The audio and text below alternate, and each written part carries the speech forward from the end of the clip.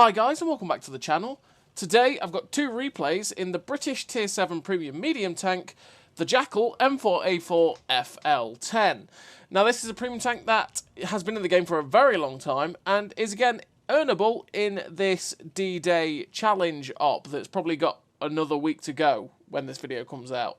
And yeah, it's not a very good medium tank, or it's not a very good tank in general. I personally really do not like this tank because it's big, it's got like 6 degrees of gun depression for such a big tank, which is why I don't like the fact that it's big. The gun is unreliable sometimes. The intra-clip reload is very long. Well, it's not very long. It's long enough for such a low alpha gun because it's a 2-second intra-clip. And to be honest, for having 150 alpha, or not even that, it's 135 alpha, it just feels really slow. It feels like the alpha that's great for 240, but for 135 is where it starts to fall down a little bit. 144, I believe it is, or 148 pen on the standard round is okay, but it really does start to struggle a little bit. The 210 premium round is pretty nice, though. But on the whole, it's just a very, very awkward tank, because it's not even that mobile, really. It goes at 48 kilometers an hour at top speed, which you could run a traction system, obviously, and that'll get you up to 52, which is a little bit better. And you also have absolutely no armour. Plus, your gun elevation sucks because of oscillating turret. But the clip reload is fantastic. As you can see, when you reload the clip, it reloads in like 9.3 seconds, which is really, really damn good. And means you're basically never out of the fight. But like I say, because it doesn't have really the ability to trade that well at all, because you have no armour, you have only 1,100 hit points, and you don't hit very hard. Generally, if you are trying to unload this clip, you will end up taking 1 or 2 hits, well, probably 2 hits, to be perfectly honest, from tanks as you're trying to deliver the clip. And, you know, you're not delivering that much damage at all, really, which is kind of sad. I just don't like this tank. I don't know if you get that. I just don't like this tank. I don't think it's... I think there's so many better medium tanks out there for Tier 7s that this thing just isn't that nice to play.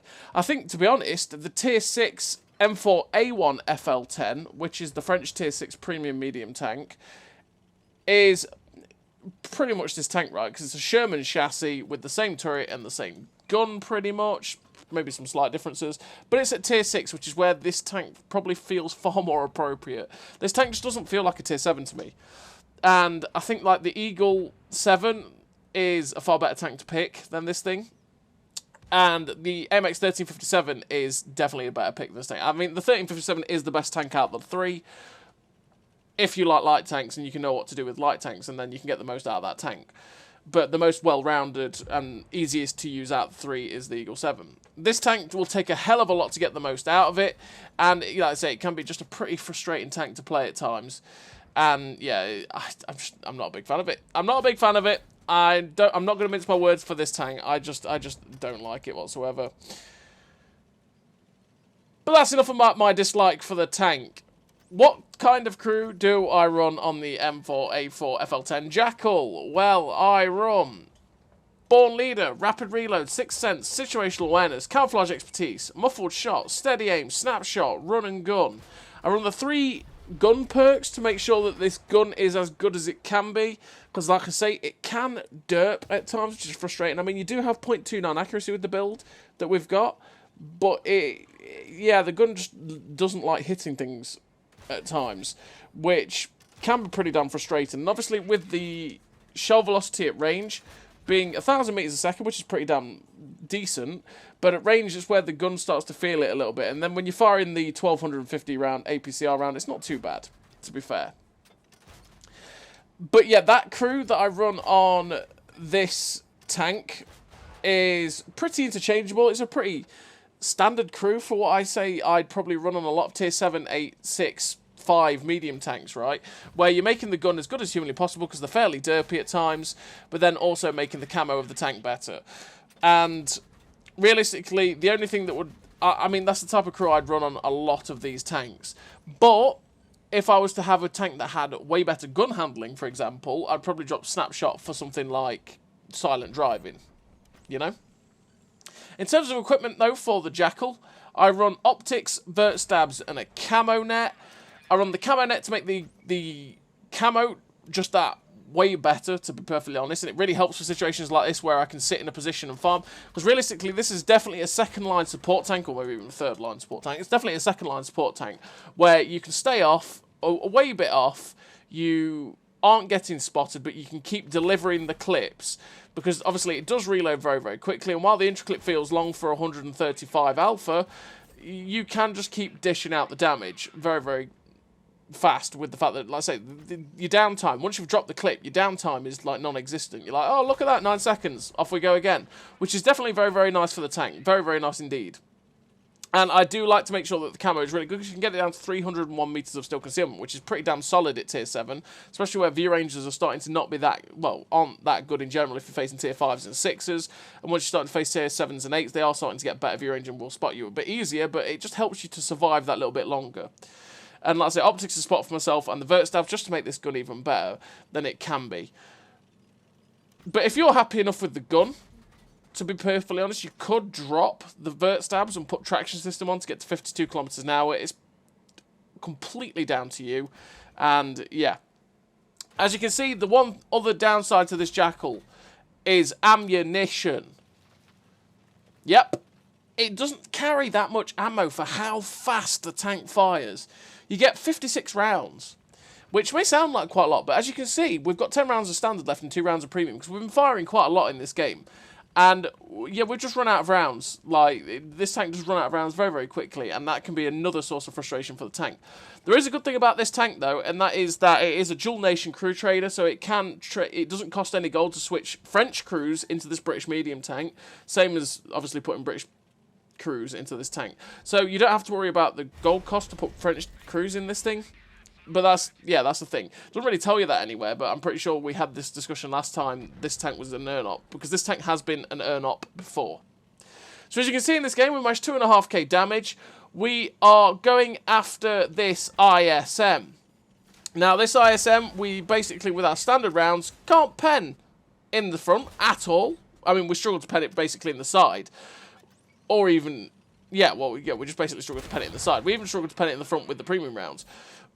So we just YOLO forward and get behind it so that we can slap those shells into his rear, where we're definitely going to pen the ISM and we shut him down.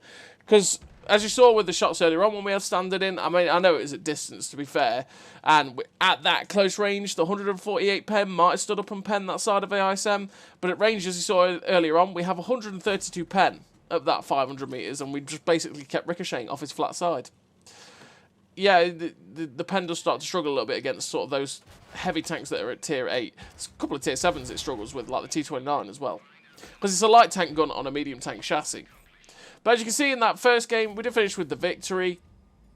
We finished with the 4 kills, 2.9k damage, 3 assistants. Oh, look at us go. The first class, 1659 base XP. A pretty decent game for the Jackal. And yeah, we so spotted the crap out of that enemy team. 3 assistants. Yes!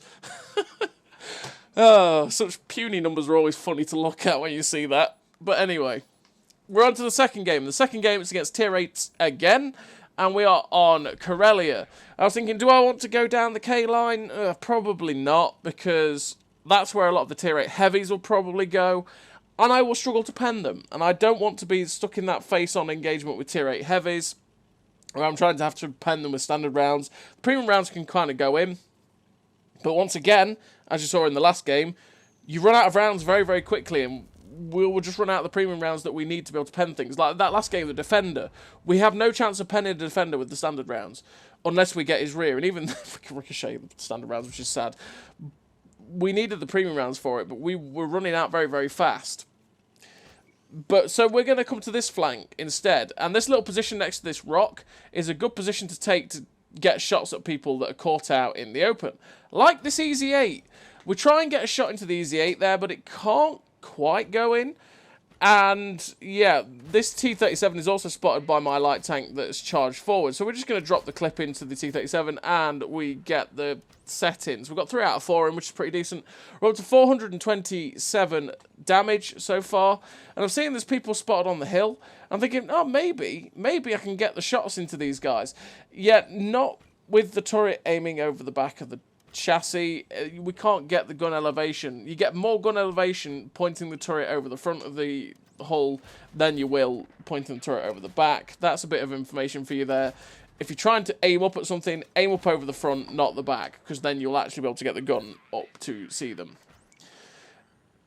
Just another awkwardness of this tank, to be honest. And yeah, we get a nice clip into that Easy 8 though that pushed out to attack the light tank. We're feeding this light tank some nice little bits of assistance. We've actually won the hill, which is fantastic. They sent 2 guys up there, but a lot of our team did go up there, managed to get up there uncontested, which is great. We pushed forward just to see if we could spot anything possibly.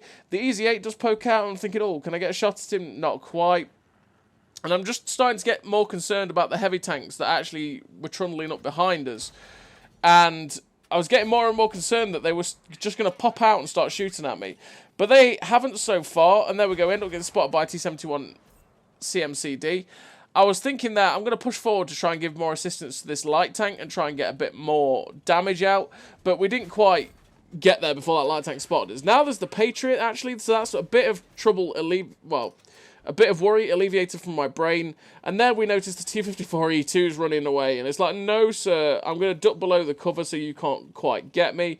And now we're reloaded. We're going to start dumping the shells into his side, which is quite nice of him just to, you know, run away and not look at me. We actually get the tracking shot as well, which is glorious, which means we get a wee bit of assistance on it, 763 to be precise, on the side of that guy, which is always great.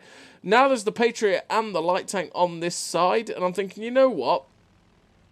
I'm going to go try and deal with these guys. Now, dealing with the Patriot is going to be a bad time because it's a Patriot, and that thing has really good DPM and will never bounce on me, whereas I will bounce on it with standard rounds very, very easily. I pretty much got 5 premium to go through the front of the Patriot. But there's also a light tank, so we've loaded standard to get the shells in for the light tank. Unfortunately, that first shot hits the ridge, sad times, but we do manage to get the final 3 shots of the clip into the CMCD there, pointing us up to 2.2k damage. And we are loading premium because Patriot, and we are going to struggle with the Patriot. The T-20 behind us is spotted, so we're going to point round the side to see if we can get a shot into the T-20, but he's actually behind a big rock. And our light tanks are going in on this Patriot, so it's like, okay then, let's get in here and help this Vanguard and AMX Chaffee. Unfortunately for me, the Patriot is actually looking my way, but we're going to keep trying to put some shots in. We get 1 or 2 in, and it's like, okay, you know what, I'm going to take the hit now to deal 2 more shots. We end up tracking and penning him with 1, and the final shot just, yeah, doesn't pen him. It tracks him, though, and I was kind of like, yeah, let's get some more assistance, but he actually ends up repairing it as the AMX Chaffee starts farming him, and it's, yeah, sad time. But they have 2 tanks left on the enemy team. It is a light tank and the heavy tank, and as you see, the T-37 just gets shut down. It's like, where the hell's the other heavy tank? What the hell is the ISM doing there? And it's actually a stock ISM, as you can tell by the turret shape, because it's got a cupola. That is stock, which means the turret is the weak spot. And at this range, where we are firing at full 500 meters with the premium rounds, we actually have 187 pen, which, as you can see, is still struggling off the side of the ISM, but we're getting it through most of the time if he does flatten out. And we're just going to keep slamming these shots and trying to avoid the space armor a little bit, and we do manage to end up notching the kill, which is always great. I finished the game with 30,000 damage and 894 assistance, so nearly 4k combined for a tier 7 medium tank in the form of the Jackal, which I really don't think is that good of a tank. The only real bonus to this tank is the fact it gets better crew training bonus, and it's a dual crew trainer. That's the only reason really to pick it over the other 2, personally, for me, because I really dislike it. But that's my personal bias probably towards the tank. But I just really dislike this tank, and I think probably the M4A4 FL10, the tier 6 French Premium, is probably better than this thing, tier for tier. So as always, everybody, thank you very much for watching. I'll see you next time.